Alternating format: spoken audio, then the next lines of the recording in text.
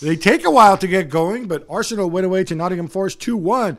Jules, we saw prime Gabriel Jesus, and they stay 5 points behind Liverpool. Yeah, because Liverpool won, as we just said. I thought, apart from the end, okay, the goal is the disappointing goal to concede, and then they were a bit shaky. But for most of that game, they controlled so well. And I was never doubting that their goal would come, even if the first goal is a little bit lucky, even if they didn't create massive chances in the first half. So in the first half, they don't really create any chances, and you're still really confident. Yeah, because when you have so much control, I think people underestimate how difficult it is to just defend for 90 minutes. Because that's all Forest did, which, by the way, I don't understand. When you've been really good at home under Nuno, beating United, for example, by putting a lot of intensity, actually playing football, to go. You were playing United. No, but Arsenal a better team. But it's not the point. I just don't think it's a good look for this Forest team to just be ready to sit back and defend for 90 minutes. But I think it's completely pointless anyway. So in a way, they got the defeat they deserve. And for Arsenal, I thought there was some really good passage of plays in that game that they should be very happy with going into the Liverpool game, for sure. Meanwhile, Manchester United legend Paul Scholes took to social media, and presumably referring to Zinchenko, and said a fullback coming into central midfield is an insult to a central midfield player. I think he should be told to get the F back. Do you agree? Before I slaughter Paul Scholes for that.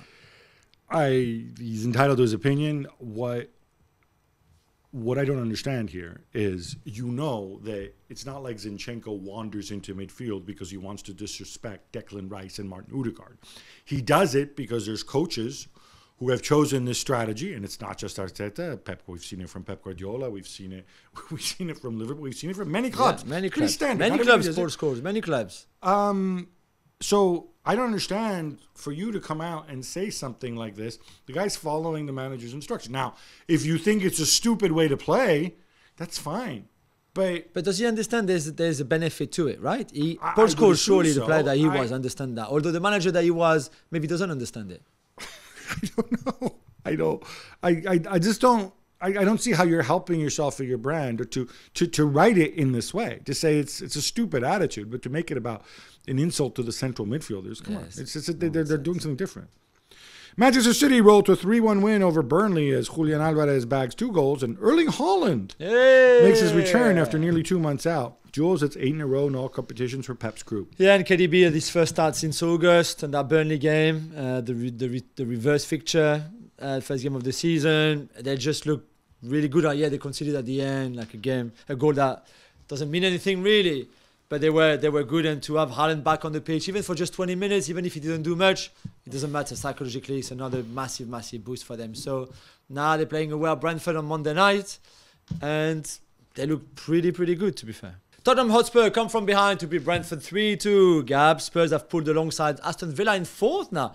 They're just ahead of them on goal score. They're looking good for Champions League football.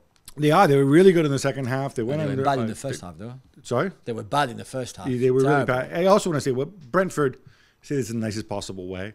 I'm not saying it's bad football. It's just different football. It's just a different approach in terms of intensity, in terms of physicality, in terms of directness, and it's not a good match for. It just doesn't match well with the way Spurs play. Yeah. But they showed their reaction in the second half. It really, 3-2. Destiny gifted them a goal, but that's okay because he scored a goal too. Yeah. So, onwards and upwards. It's really tight between them and Villa.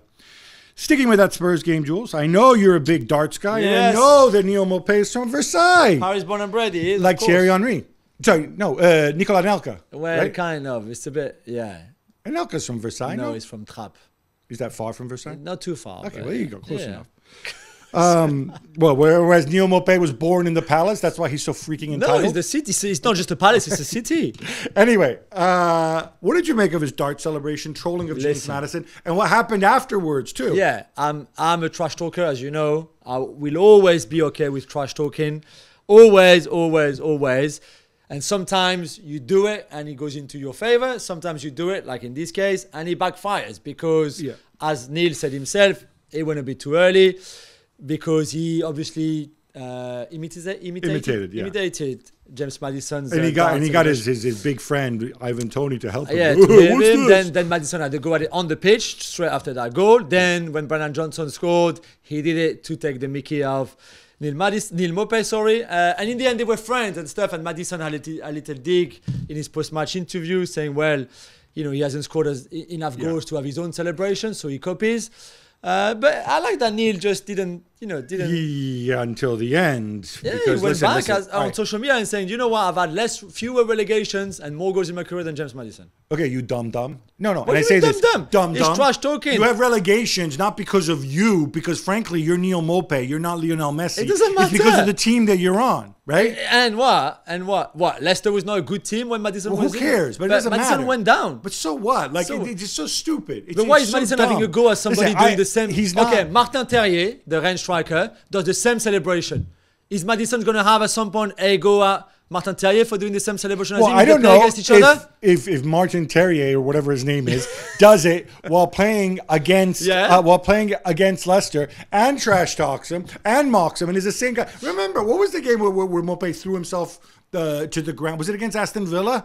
Where like he and Emi Martinez both acted. Yeah, there's that. Do you remember the one with Guendouzi as well? Like Tweedledee and Tweedledum? The Brighton Arsenal with Guendouzi. I mean, come on, man. Like, enough. This is what it is. Nothing wrong with trash talking, I'm telling you that. Huge win for Newcastle away to Unai Emery's Aston Villa, Jules. After putting 5 past them at St. James's earlier this season, they win 3-1 at Villa Park, where the home side rarely lose. You know how I feel about Unai Emery? I think he's a little vampire, which means Eddie Howe is garlic. Yeah, and Eddie Howe, again... I don't know what that makes Jason Tyndall. But yeah, I'm not sure either. The garlic friend, I don't know. I mean, I didn't see that one coming. I won't lie. I thought Newcastle prepared really well for the High Line and used that really, really well. I thought Bruno Guimaraes, who swapped his shirt for some Kinder given by a fan, which I thought was an amazing scene in itself after that game, was brilliant. And it's just one of those games where Villa had a second goal disallowed for offside that was offside by a millimetre, but could have come back easily into the game, and Newcastle were very clinical in what they did. So well done. I don't know they would have come in easily into the game. They could have come back into the game. Yeah, but at 3-2, it's a shout out story. to Fabian Schär. Yeah, whatever. Yeah, I think you and Elami got a little too much. No, that second half was much better from Villa than it was from Newcastle. Brighton get destroyed away to Luton Town 4-0. Jules, they were 2-0 down inside of 3 minutes. The big man, Elijah Adebayo. Hat-trick. How about that? Is the Zerbi magic fading a little bit, or is it just really hard to come back from 2 goals down in 3 minutes? Both. It's not easy. It's a horrible start, of course. I just think that there's something missing this season, whether there's too many injuries, the fact that they could not play in Europe and in the league for what the Zerbi wants. There's clearly something not happening this season. There's no doubt about that. The thing I was maybe the most disappointed in that game is that they just gave the ball away so much, trying to build up from the back. And I don't think Luton are that good at pressing. They're very intense and they're very physical. Yeah, of course they are. But it's not because they can run a lot that you can't just, pass the ball out of that press. So for a team that is maybe one of the best in the country to do that, to beat the press by passing the ball properly, it didn't work for them.